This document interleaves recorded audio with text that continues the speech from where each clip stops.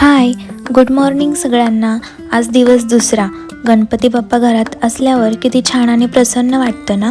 सकाळची सुरुवात रोजच्याप्रमाणे चहाने झाली। दुसरीकडे जेवण बनवण्याची तयारी चालू होती। सकाळची खूपच गडबड चालू असते। त्यानंतर गणपती बाप्पाची आरती करून घेतली। आरतीचा व्हिडिओ घ्यायचाच राहिला असो।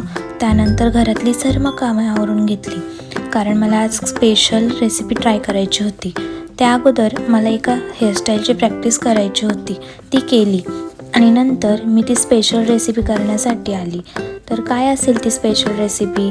ती म्हणजे बाप्पाच्या आवडीचे उकडीचे मोदक। हो, मी आज उकडीचा मोदक बनवणार होते। ॲक्च्युली मी उकडीचे मोदक फर्स्ट टाईम ट्राय करते, ते पण यूट्यूबला बघून। मी उकडीच्या मोदकांसाठी लागणारे सर्व साहित्य तयार करून घेतलं आणि छान सारण बनवलं आणि एका बाजूला चहा ठेवला। एका साईडला उकड बनवत होते। त्यानंतर छान पीठ मळून घेतलं आणि त्यानंतर मोदक करायला घेतले। खूपच सुंदर मोदक झाले होते। त्यानंतर ते उकडण्यासाठी 10-15 मिनिटं ठेवले। उकडल्यानंतर छान असा घमघमाट सुटला होता। कसे झाले आहेत उकडीचे मोदक? कमेंट करून नक्की सांगा। Keep watching, bye.